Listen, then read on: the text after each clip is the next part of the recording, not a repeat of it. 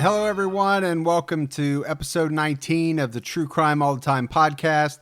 I'm Mike Ferguson, and with me, as always, is my partner in true crime, Mike Gibson. Gibby, how are you tonight? Hey, man, I'm doing really good. Good. I'm glad to hear it. I don't know what I would say if you said you weren't doing good. Well, there you go. So at least I'm saying I'm good. That's good. All right, Gibbs, we got some... In 2016, California wife and mother Sherry Papini disappeared for 22 days. When she was found, she told authorities a detailed account of being kidnapped and tortured. Years later, in a stunning twist, Papini pled guilty to making false statements about what happened to her, setting off a media firestorm. Now, for the first time, Sherry Papini is telling her side of the story and revealing shocking new information. Sherry Papini, caught in a lie, an ID documentary event, Monday, May 26th at 9 on ID. Set your DVR. New Patreon supporters. I actually got a lot of new ones here recently. I've seen that. Getting a lot of support. We really appreciate it. Big shout out to Matt, Rebecca, Jordan, and Julie.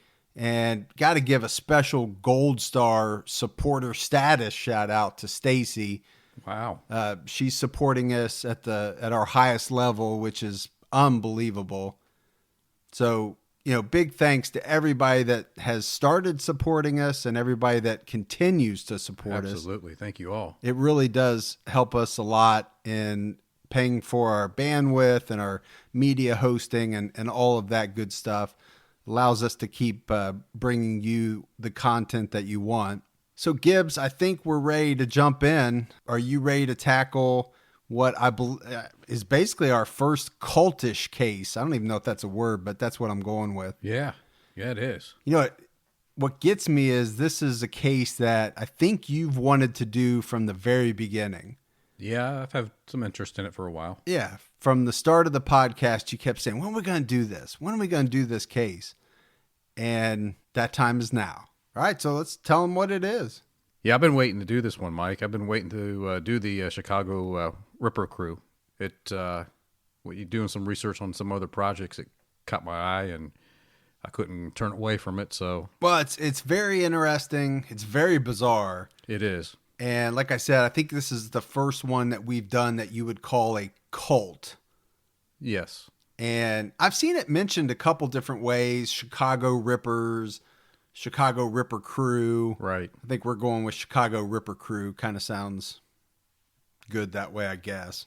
But basically, this was a satanic cult and a group of men. Yes. 4 people. They were suspected in the disappearance of at least 18 women. At least. All of this happened in Illinois in a pretty short time frame. We're talking 81, 82. Yes. So you've got Robin Gecht, you've got Edward Spreitzer, and then you've got brothers Andrew and Thomas Kokorales. The Kokorales. We're going with that. I'm hoping that's right. Yeah. So there's some interesting ties about this case that I think we almost have to start out with. And that's really what grabbed me the first time I looked at it, right? I think it was. Yeah. I remember you wow, mentioning that. So Robin Gecht, you would call him the leader absolutely of the group. He is. For sure. And Robin Gecht had worked for none other than John Wayne Gacy. Yeah. The killer clown. And that's crazy when you think about it.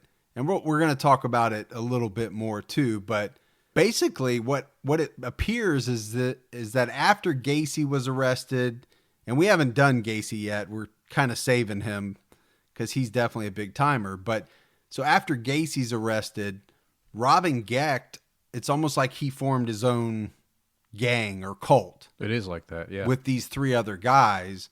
All right, so let's dive right into these 4 a little bit. Again, we're going to focus on Robin because he was the de facto leader for sure. For sure. But all 4 of them were born in Illinois. Robin born in 53. Edward and Thomas were born in 1958. And then Andrew was born in 1961. So again, if we're talking about the time frame, Andrew's 20-ish, 1920. Ed and Thomas are just 22, 23 years old. And then Robin's quite, not quite a bit, but he's older. Sure. By far, he's the oldest of the group. He's 28, 29 years old. Something like that. When a lot of this takes place. I don't have a ton on Robin Gecht as a youngster, but what I did find, Gibbs, was some interesting stuff. And, you and I like to talk about early lives. We do. Because I don't think there's any doubt that it plays a factor as you look at and see what these people do as they get older.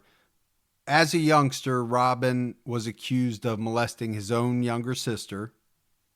And then as he got a little bit older, but was still in his adolescence, he developed an interest in Satanism and secret rituals. Oh, there which it goes. Is going to play a huge role. Huge. As we move forward. And it was also reported that I don't know if all of them, but a lot of these folks had a fascination with abusing animals, right? Which we've talked about many times. There's a shocker. Yeah. So, we probably don't have as much info on these as we do in some of our other episodes, but there were definitely some red flags on some of these kids that, they had issues in childhood, which we see on almost every episode we do. Yeah, we do. We really do. And then for him to work with Gacy on top of all that, you know what I mean? Yeah. So, let's talk about that. Robin was employed by one of Gacy's companies called PDM Contractors. And a lot of listeners are going to know a lot about John Wayne Gacy. Obviously, he's a very famous serial killer. But John employed a lot of boys in some of his various businesses that he did. Now, he also killed a lot of these boys. He did, yeah. That was his thing. He was into young boys. There's no doubt about that. But one thing that Gacy would claim is that he did not kill everybody by himself. He talked a lot about having an accomplice. And there was also some evidence, I think, that there were times where he wasn't even in the city when some of the young boys were killed. And it basically made it so that he could not have committed some of these murders. Now, he killed a whole ton of people. Oh, yeah. But, there again, is that Robin Gecht? Apparently from what I read, Gacy was having some of these boys put the lime and do some of the, not construction work, but some of the work to cover up some of his crimes. Yes. It's unknown whether these kids knew what they were doing or not, or the extent that maybe some of them had even participated in some of the murders. Yeah, and I think, I read that Robin Gecht thought that Gacy kind of went about it the wrong way, right? He talks about how putting all the bodies in Gacy's backyard, or his crawl space, basically, was his biggest mistake. Yeah, which I think you and I have talked on about some similar in other episodes. Why store all the bodies? Yeah. Going back to Herb Baumeister. Right, exactly. Why store all the bodies in your backyard when a lot of these people get away? And again, we're not telling people how to get away with murder, but, spread your stuff out a little bit. Don't, Keep your business away from your house. I hate to say that because I know. I'm definitely not. I don't think I'm telling anybody anything they don't know. Right. But for him to make that statement tells you that I just think he knew a lot about what happened. Yeah, it's just the extent. How much did he know? Now, the argument to be made against that is that Gacy liked young boys, and we know that Robin Gecht didn't. Right. We're going to see by his murders that he had a totally different MO or a totally different But target. just as you're finding out he controls his group, I'm sure Gacy had a way to control his own group. Yes, I would agree. But either way, whatever the facts are, it's more than coincidence, right? It has to be that these two guys worked together and would go on to commit such crazy crimes. Yeah, it's not like it was an apprenticeship. Yeah. Well, was Or it? was it? That's what I'm saying. Yeah, we just don't know. It just seems like it's so much more than coincidence. And I found this quote from John Wayne Gacy, and I thought it was really interesting. I think this was from a letter that he had sent Robert Ressler, and Ressler's, famous FBI profiler. And basically what Gacy had said is, you cannot hope to enjoy the harvest without first laboring in the fields. And there are people that have come out to analyze that and say, is Gacy predicting that his young followers or accomplices would eventually become serial killers? Maybe. Yeah, maybe he mentored them to... And there's a reason why he didn't kill Robin Gecht, because he killed just about everybody else. Yeah, and Robin would have been a young boy Yes. at that time. Yeah, definitely. So a very interesting tie-in. Like you said, I know it's one of the main reasons that kind of piqued your interest into this case. It did, for sure. So like we said, we've got a cult, a group of 4 men. Now, the first victim of this gang cult, whatever you want to call it, was 28-year-old Linda Sutton, abducted on May 23rd, 1981, behind this hotel in Chicago called the Brer Rabbit, which is kind of a strange name for a hotel, but apparently it was a well-known place for sex workers. Okay. Now, her body would not be found for, I think, about 10 days, Gibbs. Yeah, that's about right. And we should preface that what this cult ends up doing in all of these crimes is almost unimaginable, some of this stuff. So, again, content warning. We're getting ready to get into that part, but Yeah. it's brutal. It is brutal. There's no way around that. I mean, Sutton was gang raped. She was sodomized, and her left breast was cut off while she was still alive. Yeah, mutilated. And this is going to be a signature. It is a signature for this cult. We're going to see this in, I think, every one. So again, that was their first victim. So they found her out in the field in Villa Park, which seems to be a theme with them also. Yeah, there is a lot of bodies that seem to be found in that general vicinity. But then they take a break, right? It's close to a year, I think, before they start up again. Right. Actually, it's almost exactly a year, because it's May 15th, 1982, when they abduct Lorraine Borowski, and she is abducted just when she's getting ready to open the realtor's office where she works. And from what I understand, it's employees that are coming in to work, right? After her, she's obviously first, opens up the office. The criminal acts happen. Right. And then her coworkers stumble along. They find the office locked. What they also find are her shoes and her purse, and just everything's scattered about the parking lot. Yeah. Yeah. So not a good sign. No. They know something's wrong. But again, her body would not be found for about 5 months. And it was found over in a cemetery in Villa Park. But again, with her, they gang raped her. They beat her. They took a wire, wound it around one of her breasts while she was still alive. And they kept tighten it until eventually it cut through and cut the breast off. I mean, this is pretty sick. It is, and let's play a clip because, like we said, this breast mutilation is a part of their MO. It happens in every incident that we're going to talk about. So let's play this clip. It was determined by the pathologist that the path of entry in this particular case was through stab wounds in the body, the upper torso. Her breasts, it turned out, had been removed.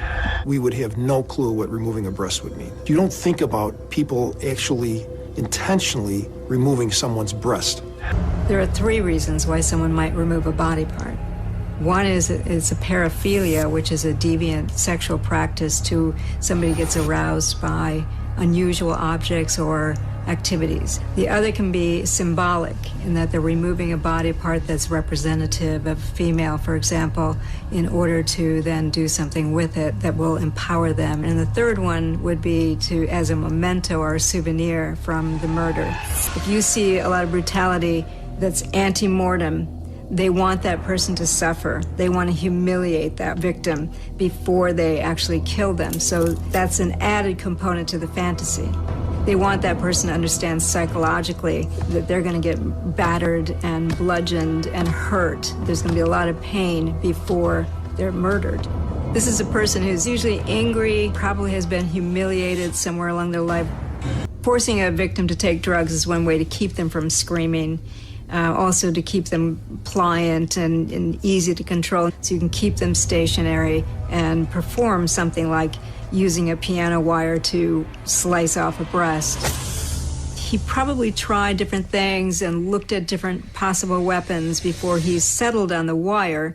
And the wire, of course, if you hold it taut, is going to slice through all kinds of things.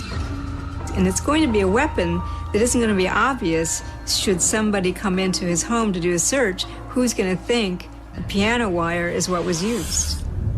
So Gibbs, some good information there, right? She talked about the paraphilia, Right. which we know there's no doubt that's what we're talking Absolutely. about here. Yeah, this is exactly Sexual what it is. gratification from, doing what they're doing. The other thing that I really took away from what she said was the drug part. Mm-hmm. Because when you think about it, they're doing this stuff while the person is alive. Right. How are they doing that? How are they accomplishing that other than to have either knocked them out cold? Yeah, and they're not doing that, right? No. They want them alive, awake, so they can see the pain on their face. Right. By all accounts, and again, some of this comes up later, but we know that again is part of their MO. Right. That's part of their, I don't know if you want to call it sexual enjoyment, gratification, is for the victim to be awake, to be responsive, and to be seeing what is happening to them. Right. And so how else would you do that unless there was some type of drug involved that made these victims pliable or compliant or I believe something that like just kind of like we had with the toy box killer. Yeah. So I like that part from the clip because I think it helps fill in some of the gaps of how are they able to do some of these things. But it was just, think about it. They get Lorraine, they take her back to the hotel room, right? We've already said that they gang raped her and they beat her and they took the wire around the breast and cut the breast off. And then, according to one of the other participants, Reitzer, that Geck actually had sex with the breast. And then when he was done with that, then they went ahead and they took a hatchet or an axe to her and finished her off with that. And killed her. And again, we're going to talk about this, but it's not solely the act of cutting off the breast. No. Because they end up using these body parts in ritualistic they save the breast fashion. Yeah. And it's the breast. It always is the breast. And all right, so we got to jump along to the next victim. and that is a Chinese woman named Shui Mak. So on May 29th, she was abducted. Yeah, just a couple weeks later, right, from the one that we just talked about. Yeah, she was coming back from her family's restaurant in Streamwood, and she had been riding with her brother in his car, but they got in an argument, so he dropped her off while she was waiting for a ride with one of the other relatives. That's about the time that she got. Yeah, my understanding was her brother thought that the relatives behind her would just pick her up. Oh, okay. And something happened, and either they weren't behind them like he thought. And he kept on going. Yeah, so imagine, obviously this guy has to feel horrible. I'm sure. Not his fault, but they got in a fight, and, they made a bad decision there. They abduct Shui Mak. They drive her to an isolated wooded area. Again, they rape her. They cut off her breasts. They slice her body just in every possible way they can. Yeah. I mean, it's a brutal scene to think about. And then ultimately they bury her in a hole. Yeah, over in a construction site over near Villa Park. Now, I think we know that they're taking these breasts with them, because we're going to talk about that pretty soon. But I mean, it's one thing to point out. They're not cutting off the breast and leaving them there. No, they're collecting. They're collecting these for a very special reason. Now, her body would be found around September 30th. So again, what you've got is the police dealing with some similar killings, and the link is pretty obvious, I think. How many murders are you going to find where a breast or both breasts are cut off in a similar manner? It's not going to happen very often. Going to be kind of rare. So I think they put this one together pretty quick, but they had a really difficult time finding leads.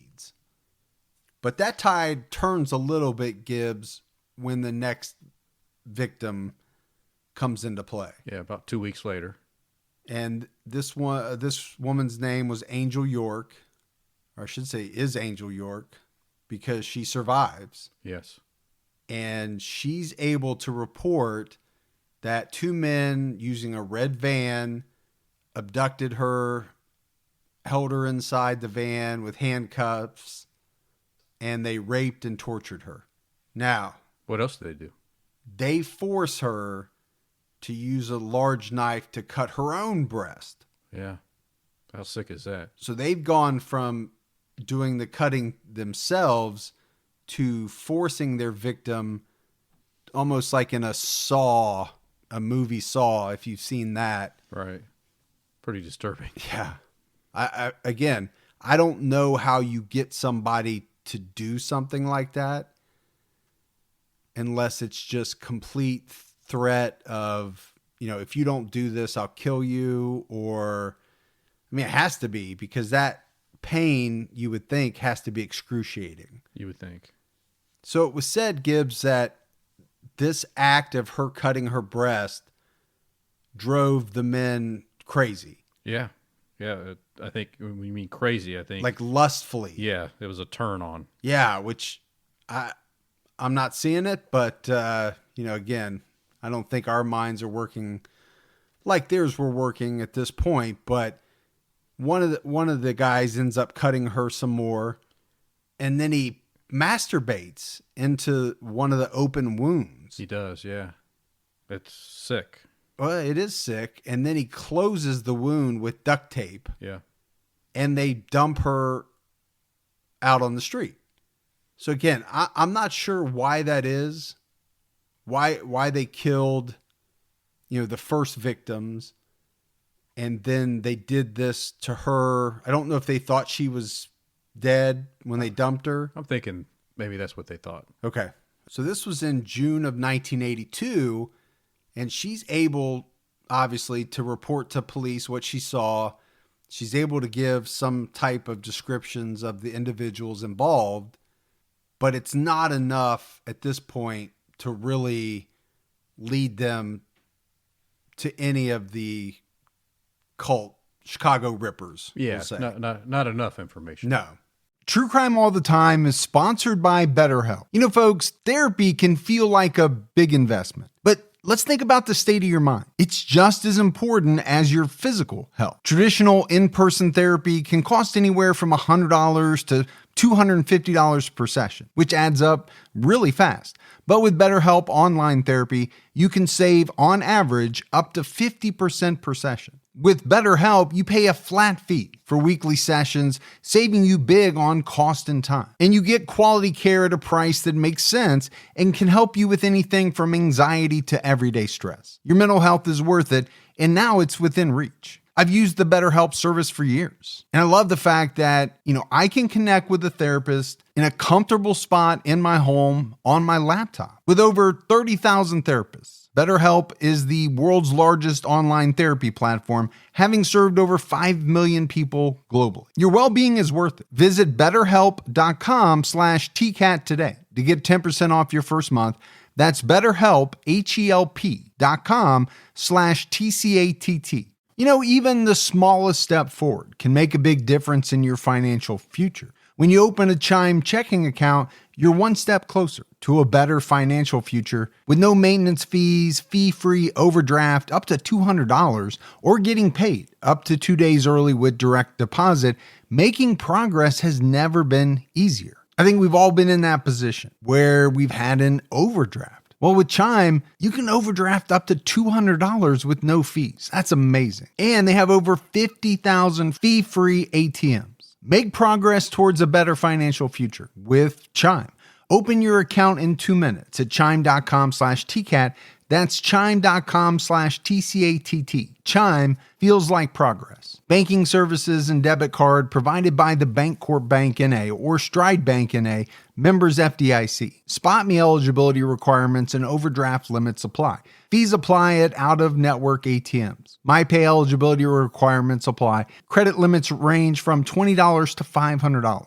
$2 fee applies to get funds instantly. Crime checking account required. Go to chime.com/disclosures for details. The next victim was a teenage sex worker named Sandra Delaware, and she was found stabbed, strangled to death on the bank of the Chicago River, August 28th, 1982. And again, her left breast was cut completely off. Right, yeah. So they found her wrist bound together behind her with her shoelaces from her shoes, and they also said that she was strangled with her bra knotted around her throat. The trend of them, right? The left breast. What's so special about the left versus the right? So it's really not much more than a week and a half later that 31-year-old Rose Davis is found in an alley, basically having suffered the exact same type of injuries as Sandra Delaware. So it was about Rose Davis. It was said about her that, being a businesswoman, she was pretty independent and she's really outspoken.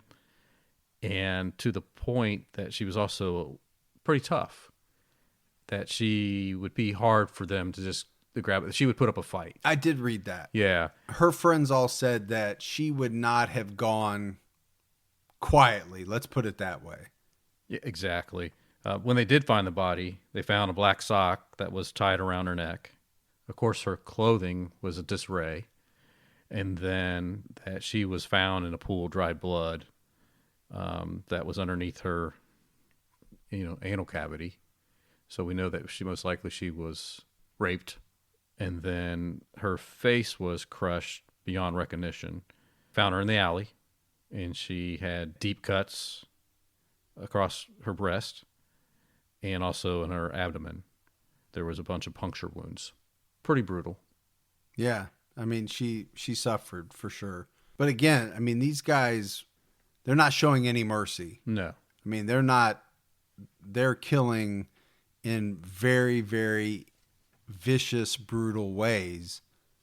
There's one that I want to talk about that, I found interesting, And that is the disappearance of a woman named Carol Pappas. That's a pretty fascinating story. It is, because Carol Pappas was the wife of a Chicago Cubs pitcher named Milt Pappas. But Carol disappeared on September 11th, 1982. Her body would not be recovered for 5 years. And at that point, I think the death was ruled an accident, but there was a lot of speculation, I think, at the time that she could have been involved or could have been one of the victims, one of the Chicago Ripper victims. But ultimately, it turned out that she wasn't. There's also another victim, and the only reason we know about this victim is because Spreitzer talks about her, but they never find the body. He doesn't have a name. So he talks about her after the fact. Yeah, but it's around that same time that the previous victim was talked about. But I guess the victim was picked up, blindfolded, gagged, and then for whatever reason, Robin shot her point blank in the head and put chains around her neck and legs and a bowling ball or two and threw her in the water, which is nowhere near their... Right. And there's another big difference here, because this victim is African American. She is. And all the other victims, to my knowledge, were white. But to me, that is such a departure, right, from all of the other victims and incidents that we've talked about. You know, different type of victim, different type of killing. It really is completely against, or, you know, a complete 180 from their MO. And maybe this was him trying to take some of the heat off of him during his plea and try to put the light back onto Robin. Ultimately, we don't know if what Ed Spreitzer is saying is correct. Right. Exactly. Exactly. It is interesting. But it's mentioned. So, all right. So let's get to the final victim. And this is a woman named Beverly Washington. I read that she was a sex worker, and she was found by a railroad track on the 6th of December. Now, she had a lot of injuries. Her left breast had been completely amputated. So we're back to talking about the left breast. Right. But her right breast was also severely slashed with a knife. Yeah. Like the other women, she was raped, she was tortured. But unlike most of the other women, Gibbs, she actually survived this attack. And they had to believe she was dead.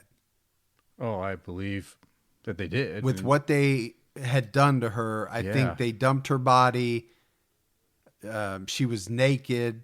They dumped her body on these railroad tracks, and they had to have believed that they thought she was dead. But she survives. And she's able to give a description of the attackers and also the van that they used to abduct her. Yeah, a really good description of the van. Yeah. And the plywood divider, right, of the bulkhead of the van. Yeah, and really, it's Beverly Washington that leads to the ultimate downfall of this Chicago Ripper crew. You know, without her surviving this attack and being able to give, you know, these detailed descriptions, their atrocities would have gone on much longer. I think that's pretty safe to say. Yes, I agree. So, again, she survives, and some of the details that she's able to give, like you said, are pretty miraculous. Yeah, that she remembers all that after what she went through. Given what she went through again. Yeah, right. I think you're right. You hit it right on the head, because she's able to say that the driver was a slender white male, looked to be about 25, was wearing a flannel shirt, square-toed boots. Guy had a greasy, kind of brownish hair and a mustache. Even went as far as to describe the interaction. He had offered her more money for sex than what she even asked for. Okay. This is where we start to find out some really good details of what happened to her, because she says that she's forced into the van by gunpoint, At gunpoint. ordered to remove her clothes. She's handcuffed. She's forced to perform some sexual acts with the individuals in the van, and she's threatened with violence. Also, she's made to swallow a handful of pills.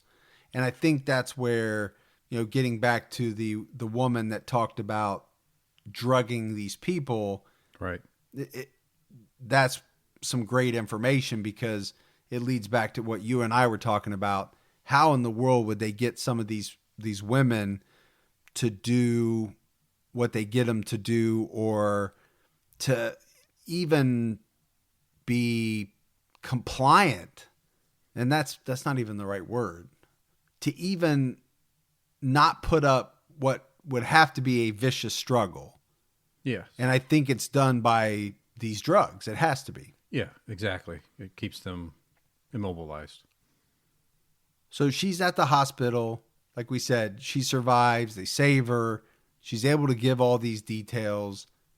And it really is within about the next 3 weeks that the police they pull over a red van and question the driver. This guy has red hair and doesn't fit any of the description that Washington has given. Right. But the van fits Dead on. to a T. Yeah. Perfect. Now, the driver tells them that his name is Eddie Spreitzer and that the van belongs to his boss, Robin Gecht. The officers take Spreitzer to Gecht's house. They have Gecht come outside. When Gecht comes out of the house, he does fit the description. Really fits the description. He's wearing the same damn clothes. Yeah, she did an amazing job describing him, because they say there was no doubt this was the guy when they looked at him. Right. Based off her description. From what I understood, he may have been still wearing the same shirt. Same shirt and Boots, everything. Greasy hair, mustache, all of that. So obviously they're questioning him, and Gecht acts like he doesn't know what the heck they're talking about. He doesn't seem nervous in the slightest way. And by all accounts, he's almost arrogant with these police and saying that, why are you even talking to me? right. I don't know what the hell you're talking about. But something happens, Gibbs, and that's that Beverly Washington is able to pick Gecht out of a set of photos and positively identify him as the man who had assaulted her. So they arrest him, but they don't have him for very long because they just don't have enough evidence to really hold him and connect him to any of these crimes. Yeah, so they have to let him go. Yeah, all they really have is her saying, her positive identification that this is the guy. Now, after they let him go, that's when they start putting some of the pieces of the puzzle in place. And one of the first things they learn is that he and 3 other guys had been renting some rooms at this this local motel. It was called like the Rip Van Winkle or something. Yeah, what a name of a hotel. Yeah, in Villa Park. In Villa, in Villa Park. We're still in Villa Park. But they had been renting some adjoining rooms at this Rip Van Winkle just months before Linda Sutton was murdered. And again, if we go back, that's the very first murder. And we know she was murdered pretty close to this area. Yeah, we do. Yeah. So they're tying that in. Now, the hotel manager, when questioned, said all kinds of stuff about him. They were throwing big parties. He even said that he thought they were in some kind of cult. Well, he was right. Well, he was right, but I'm not sure how he knew it. But obviously their behavior must have been pretty crazy. And then the police catch another break because 2 of the men, and it's actually the brothers, Thomas and Andrew, they had left a forwarding address at the hotel. So they must have been there long enough to get some mail. That's crazy. And when they leave a forwarding address so that the hotel can forward their mail. So another tip for the police, doesn't take them very long to track them down, obviously. They just Right. go to their new address and they find Thomas at home and they start to question him. He's given them some really bizarre, inconsistent answers. They track down the two other guys, Ed Spreitzer and Thomas's brother Andrew. They got them all in for questioning. And they've got Gecht back again. So basically all four at this point. Right. Now Gecht, he's older, like we said. He's the oldest of the four. He doesn't give them any information. But Spreitzer's the one that is looking like he's going to start to crack. And they're leaning on him pretty hard. It was said that he acted like he was genuinely afraid of Gecht. And I think all three of them were. That would come out at some point. But they are leaning on him, and he finally breaks. Spreitzer does. And what it leads to is a 78-page statement / confession. So, Gibby, I think we have to spend a little bit of time on this 78-page statement and confession because it really starts to lay out some of the facts. Yeah. I mean, the first thing that Spreitzer does was admit to driving the van at one point in time while Gecht committed what was essentially a drive-by shooting in which a man died and another one was paralyzed. So this, again, doesn't have anything to do with what we've been talking about, which is this weird cult Cultish. sexual fetish type thing. This was just them driving around shooting random people. Yeah, just random murder. Right. But he confesses to that. And then he also confessed to what you had talked about earlier, which was that where they had picked up an African-American woman and they had tied chains to her and used bowling balls to weight her down. Shot her in the head. This is the one that, again, it doesn't fit any of the other things that we talked about. And there was one incident that Spreitzer talked about. And again, keep in mind, he's laying the blame on Gecht. And this is very important for everybody to keep in mind. But he says that Gecht killed a woman with a hammer by repeatedly striking her in her head. And this was such a sight that it made Spreitzer vomit. And I'm not shocked because earlier one of the victims, she was beaten so bad that her face was crushed in. Right. Right. So clearly Gecht, he didn't have a problem doing this. No. I mean, So I'm not shocked by that. I'm not sure. Gecht had no conscience, I don't believe. Maybe some of the other ones did, but Yeah. or maybe they're just saying that to make themselves look better as part of the confession process. But again, I mean, there's all kinds of other, more sexual contact and having sex with gaping wounds and just some really sick stuff that comes out in these 78 pages. From masturbating onto the wounds to actually having intercourse with the wounds. Yeah, it's that Robin made them have intercourse with the open wounds. well, and that's the thing. That's what this whole case is going to center around, right? You've got three people saying that Robin Gecht is making them or directing them, forcing them, whatever you want to call it, and that they're just puppets, yeah, pawns. right. And Robin Gecht saying, I don't know what they're talking about. Yeah, Yeah. I didn't do anything. So by the time that Edward Spreitzer is done, he's basically laid out all the details for 7 murders and 1 aggravated battery in this 78 pages.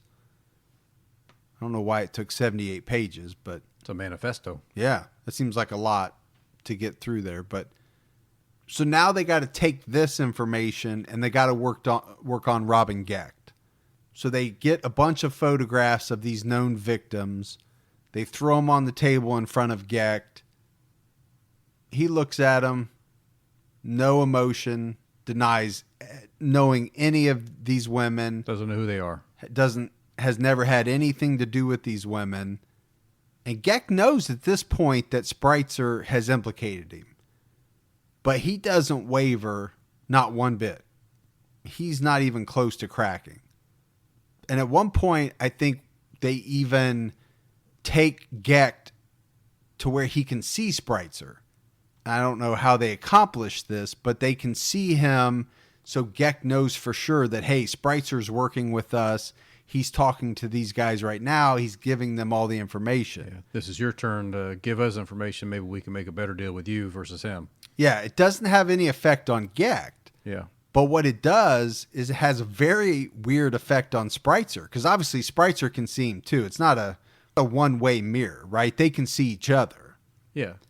And what happens is, as soon as Spreitzer sees Gecht, he completely changes his story and says that Gecht was not involved, did not murder anyone, and he changed his story so much that the detectives had no idea what was real and what wasn't. So again, we're talking about cultish power. Oh, absolutely. It's some strong power there. They weren't even in the same room. And he still had the influence to get him to flip his story. Right. Just the mere fact of him having seen him caused him to change his story completely. And it was a huge mistake on his part. There's no doubt, because he changes his story and starts talking about Andrew and Thomas and, all these other people that were involved too. Right. And Gecht is asked about them. He just acts like he doesn't even know what they did. Yeah. I wasn't there. I don't know what you guys are even talking about. Why am I here? Yeah. To me, the guy's unflappable. That's what I'm getting from this whole thing. He's a stone wall. But the one thing they are able to do, Gibbs, is they get Thomas to confess. Yeah, they did get him to confess, and he was able to say that, him and the others had taken women back to Gecht's place, which was called the Satanic Chapel. The Satanic Chapel. Yeah. So back at the chapel, they would rape the women. They would torture the women. They would, this is where they would take, take the piano wire or knife or whatever they were using to have the breast removed. They kind of did a sacrament with the breast where, and this is really weird, man. Gecht would, he and sometimes they would all masturbate onto the breast. And then when they were done masturbating on the breast, they would cut the breast and they all would eat part of the breast. Right. So we've gone, we're cult. We've got a cult. We've got the satanic ritual, let's call it, that involves circle jerk thing breast going on with breast. Jerking off on a Several, removed breast. Yes. But now we're into cannibalism. Yeah. Now they're eating part of it. So it's bizarre, man. I know. We had to talk about breasts so much in the beginning because it plays into everything. Yeah. And to one point that Thomas even says he remembers seeing a box full of about 15 breasts at one point. So Gecht saving these breasts so that they can complete this satanic ritual. And we know he always liked to take the left breast. So I don't know, is that breast from 15 different women? Who knows? We don't know. I don't know. It's claimed that they murdered 18 plus. Yeah. We don't have all those victims. Well, and that's, again, Thomas ultimately kind of almost inadvertently, as he's confessing, ends up confessing to 18 deaths. Yeah. Now he's implicating others, but he's implicating himself as well. Yeah. And that's going to, like you said, that's going to come back to backfire on some of these guys. But right.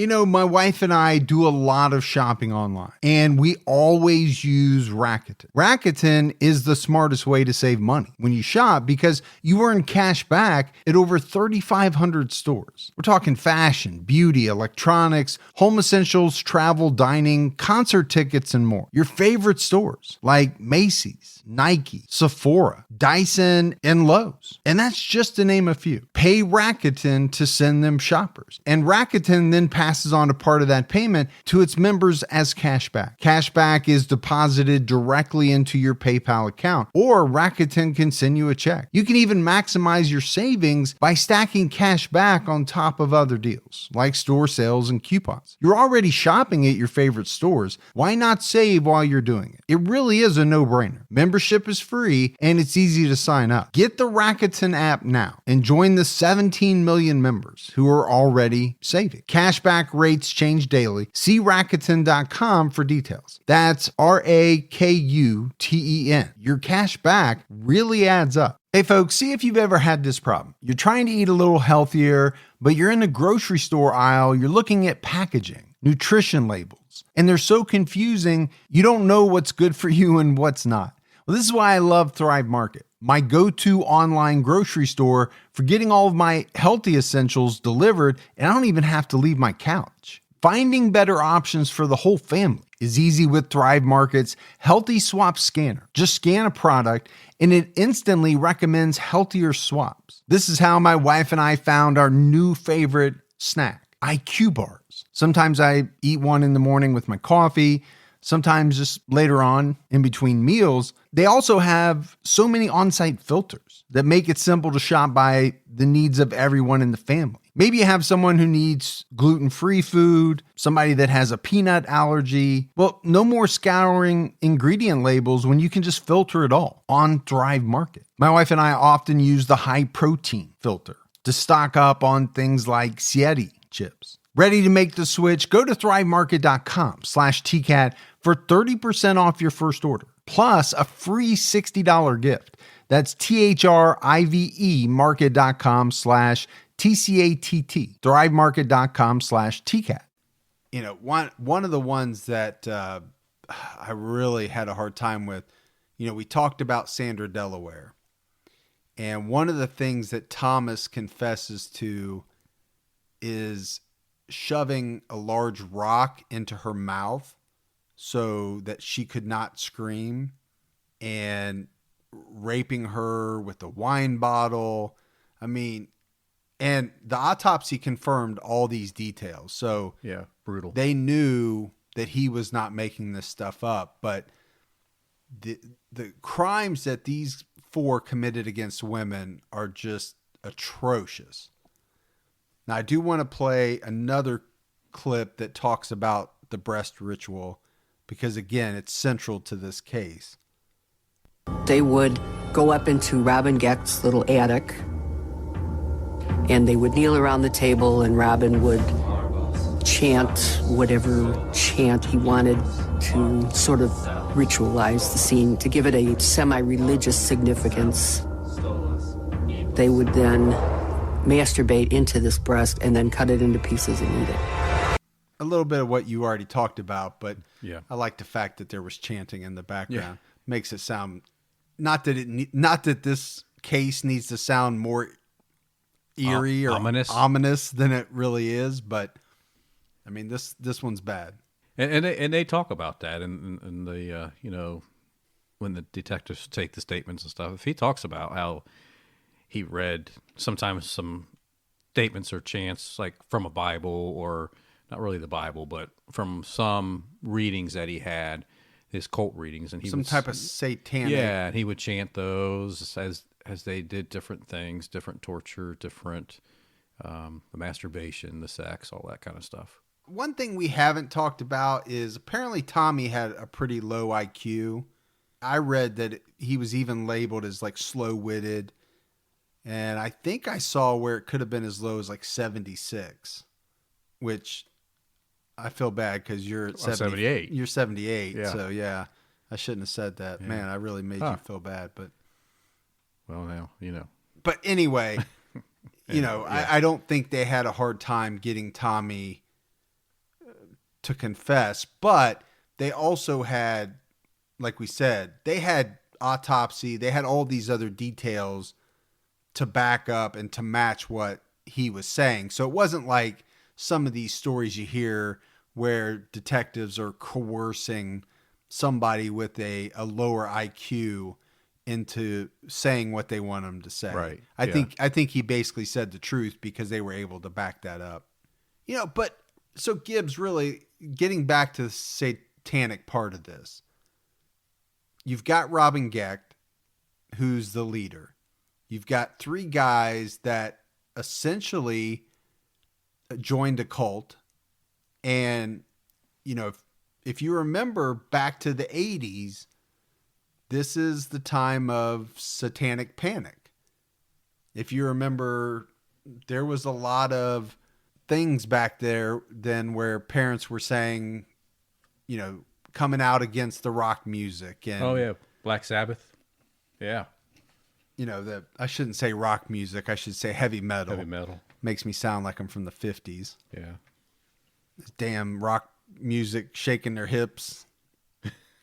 But this was a thing in the 80s where teenagers, there was some satanic worship. Oh, absolutely. There Going was. on. Yeah. For the most part, teenagers weren't taking it to this level. Actually, I don't know of anybody that took it to this level. What they did was definitely off the charts. I mean, it ranks up there with some of the. We've had some really sick Bastards. Yeah, but this is up there with them. When you're talking about basically eating human body parts, and in this case, I think it was mostly cut up pieces of breast. Yeah, breast. And they were using that as almost like a satanic form of communion. Yeah. I mean, that is over the top. It's just, the whole thing's messed up. It just, really is. Serving a platter of breast with semen on it. I don't know. That's weird. You think that's weird? Yeah. Overstated, right? But Geck had a major fascination with breast. Oh, he did. I mean, he wanted to know how they worked. He wanted to, early on he had a fascination with breast. There were some comments made from some previous girlfriends that he would want to stick a needle in the nipples. He would want to have them cut off their nipple. I think even one said she did cut off her nipple in fear of him. He was so fascinated with breast. So he tells a reporter, the reason he was basically because it was a thing that his entire family, was fascinated with, going all the way back to his great-grandfather. And didn't he say something about his whole family was large-breasted or something? He did. He said each of the men in the family married large-breasted women, and he talks about his ex-wife having 39D. I guess that's big. You guess it is. Sounds big. Gibby doesn't know much about breasts. No. So he talks about his ex-wife is a 39D, and that, yes, she was very satisfying to him. So I don't know. That's where his fascination with breasts come from. And Robin also talks about that the reporter, she asked him about having sex with the breast and his obsession with the breast. And he basically says, only a sick person would ever have sex with a breast. That's what he says to her. Right, because he's playing it off. He's playing it off. So, and then at the same time, she tells him about how his partner, Spritzer, claims that Robin once became so furious with his wife that he did cut off her nipples. But again, the wife, his wife at the time, I'm assuming she's still married, I don't know if she ever divorced him later or not. No, she stands by him. No, they 100%. were married, and that's one thing. I mean, he was doing all of these things while she was at work. Yeah. This satanic chapel that he had in his house, he would have to wait till she would go to work, and then get the guys together to come over and do their weird, And go up in the attic, and do their weird stuff. that's really... Oh, clearly she never went up and looked in the box. What's in the box? Yeah, what's in the box? Don't open the box. Don't do it. Love that movie. All right, so let's get back to Tommy just for a minute, because obviously they've got confessions from a number of people. They don't have a confession from Gecht, right? He's not breaking. He's still a stone wall, man. But all the other ones have told him all these different things that they've done, and they've put Gecht in the middle and really as the ringleader of all of it. And at one point, the detectives asked Tommy, why would you do these things? And his reply is basically that Gecht had the power to make them do whatever he wanted. You just had to do it. I mean, that was a quote. And he believed that. I think they thought Gecht had some kind of supernatural or otherworldly power. Right. And they were afraid what would happen if they didn't do what Gecht told them to do. Yeah.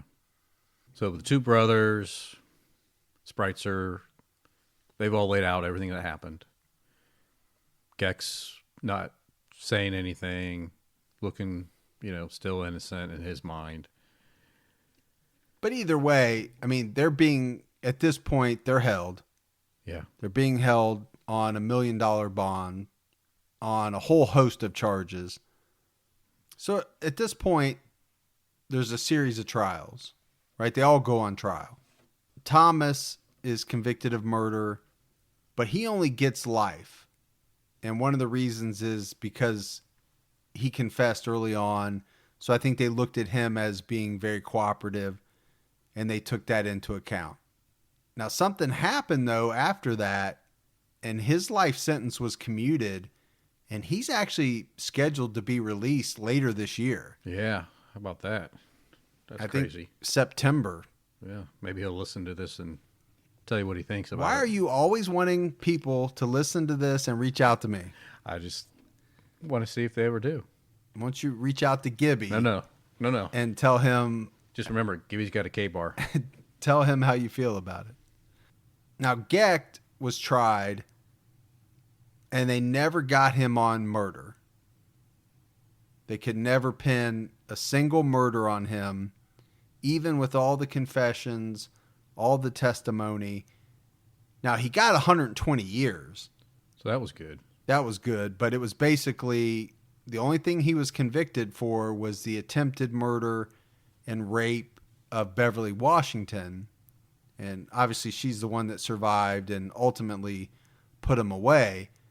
But again, he's going to be eligible for parole in 2022. Yeah, so he'll be eligible, but I bet if Beverly Washington's around, that she'll be at that parole hearing and do everything she can to make sure he doesn't get parole. Well, and I think not just Beverly Washington, because I think there are a lot of women that came forward after the fact. Yeah, they did. That weren't, obviously they were victims, but to a different degree. Yeah, exactly. From his past, yeah, right? From his past where they were tortured. And so hopefully some of those women come forward as well. I don't think anybody wants to see this guy get out, because I think you and I both agree all four of these guys did some crazy shit, but Robin Gecht is he's a ringleader. The ringleader. He's the one that made it all happen. I can't say he made these guys do that, because I don't know if I agree with that, but he definitely... I think he orchestrated it for sure. Yeah. Maybe it's safe to say that the other three guys may not have done this without him. Okay. I can go Can with you that. get behind that? Yeah. Because I think that's probably what in my heart, I believe. Yeah, he was the motivator. Edward Spritzer, he was sentenced to death, but his sentence was commuted at the last minute by the governor of Illinois in 2003. Now, Andrew Gibbs didn't fare as well as Edward Spritzer, because his death sentence was actually carried out, and he was executed by lethal injection in March of 1999. Not exactly sure why he was executed 4 years ahead of Edward, but it didn't work out well for him because... Yeah, because Edward gets the death penalty pulled off. Yeah, he gets commutation or Right. whatever you want to call it. But Andrew, who was killed, he has a pretty big distinction. He's actually the last person to be executed in the state of Illinois, because in 2011 they completely abolished the death penalty, and apparently I think there was something like 15 people on death row that all got changed to life in prison without the possibility of parole. And I think there's some articles that talk about the reason that was the change that came was because of Thomas and Andrew and their being part of the Greek Orthodox Church. You know, that church rose up and took the fight and tried to get the death penalty out of the state of Illinois. So I don't know if that, how much they actually had to do with that, but that was some of the story, the backstory to it. I think it played a part. I don't know, how much of it played a part, but are we in Illinois or Illinois? Well, depends where you're from. He said Illinois again. It always cracks me up. All right, Gibbs, so let's play a clip of Robin Gecht. I've been fighting since 1991, actually, but they had standard testing for rape kits, and they refused. This lawyer, who was the part of the defense team, showed up at the county jail and said a friend, quote, sent him to represent me. What did he do before he was an attorney? He was an ex-cop from the same police station that arrested me. There was no biological or physical evidence linking me to this crime at all. Just her word. So obviously he's saying, I didn't do it, woe is me, and I think there's... Trying to dispute what Beverly Washington said about Right. it. Yeah. And by all accounts, there wasn't a lot of evidence against Robin Gecht, obviously, because he wasn't convicted of any of the killings. Yeah, it was his van, right? She describes a person that looks just like him. When she's presented with a picture of him, she pulls that picture out of the lineup. But I just wonder how much evidence there was against all four of them, because had they not been able to get confessions, would they have been able to convict the other people? Yeah, and I don't know if they would have been able to. That's the thing. Right. So, He's the one that didn't confess. He's the one that basically played it as, I don't know what the heck you're talking about. he did all the way to this day. And I was going to say, he continues to do it to this day in interviews and basically saying, I don't know why I'm here. I didn't have anything to do with this. And it's just one of those things that, today it'd probably be a whole lot easier to prove some things with DNA. When these women that had these guys having sex with their open wounds, right, and putting duct tape over it, talking about easy DNA. That's talking about preserved DNA. They. Yeah, I think you're right there, because we are talking real early 80s. Yeah, it really wasn't a technology. The science wasn't there like it is now. Yeah. So I think what we have left to talk about is the aftermath. And there's some very strange things that happen after all the trials, after everything is kind of... We call that karma? Said and done. There is... Well, I don't know if it's karma, because it happens to people in Gecht's family. Okay. So... Unfortunate events? Yeah, I don't want to call it karma, because... Yeah. I don't know that these people had anything to do with it. That's true. But his mother and his sister and his nephew were all involved in a car crash while they were visiting him. That's strange. In 1988.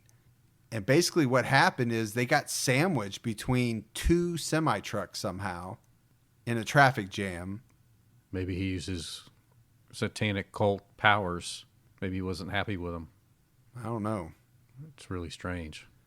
It ended up killing his mother, who was 57 at the time, killed her grandson, who was Geck's nephew, who was just 3 years old. Oh, man, that's sad. Yeah.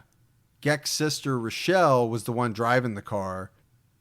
She was on life support for 3 or 4 months, and then she finally died in April of 89. She was only 29. Yeah, that's rough. So, again, as far as I know, these people didn't do anything. Right, It's right. just Unfortunate event.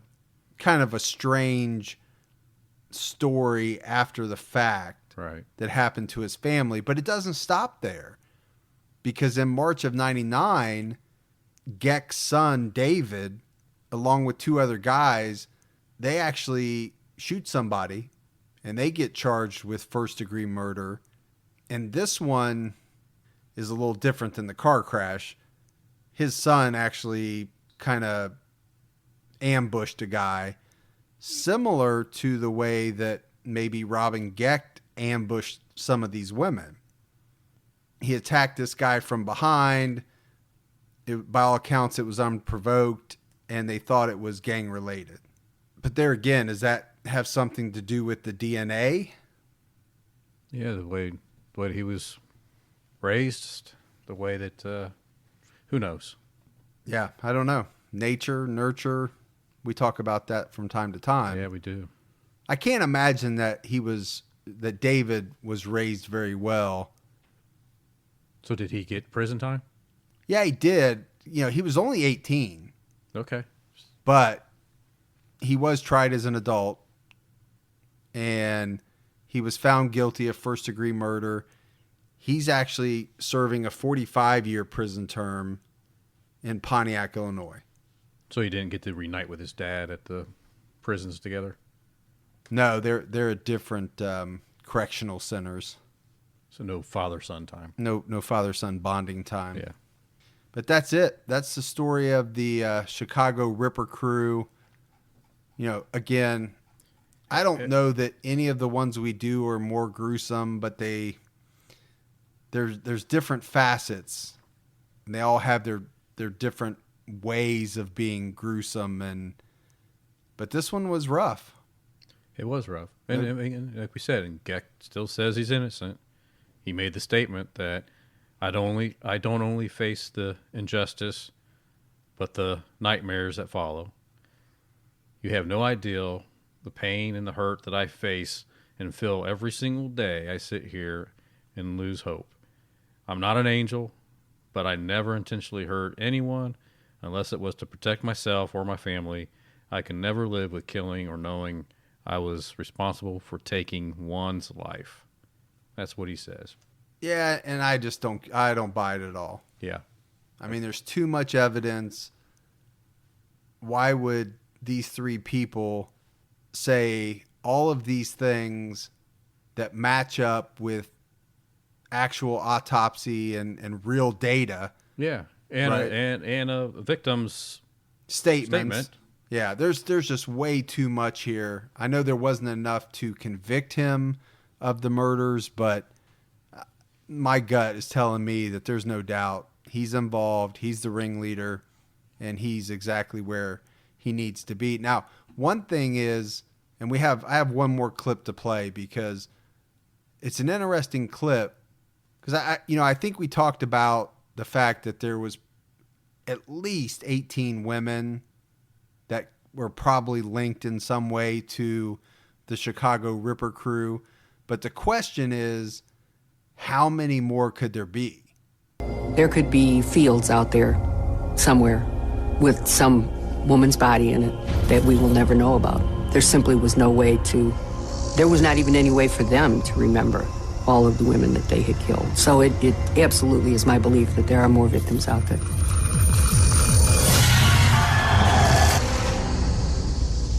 These were horrendous crime scenes. The women were hacked with axes. Several of them were beaten. Their faces were beaten desperately, terribly. But in every case, every single one of them, their breasts had been slashed. And this was no sort of surgical type procedure. And in most of the cases, it was not post-mortem. the women were still alive.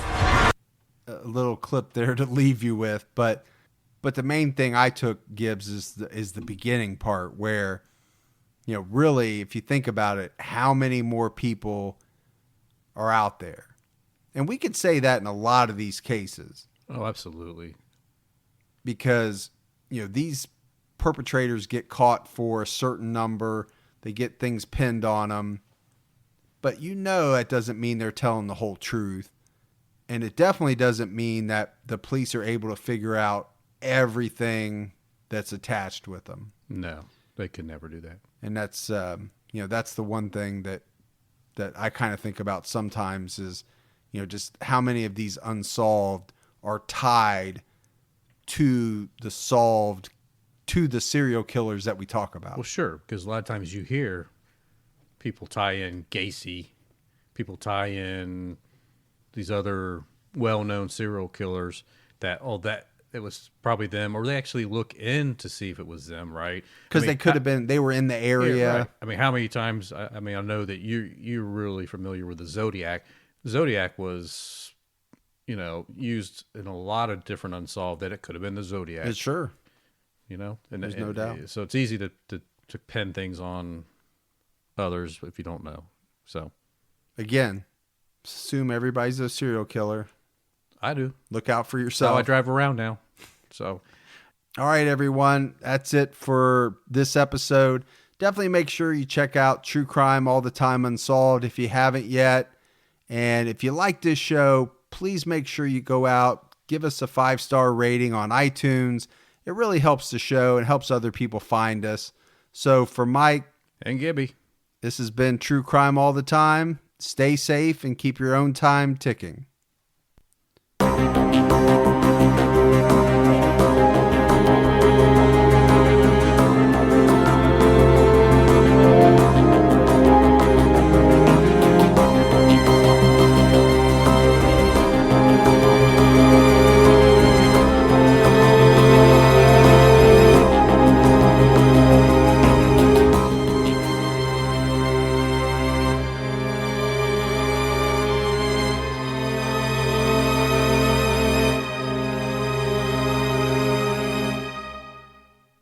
Inspired by the hit Wondery podcast Against the Odds comes the gripping guidebook, How to Survive Against the Odds, Tales and Tips for Animal Attacks and Natural Disasters. This might just be the most important book you'll ever read.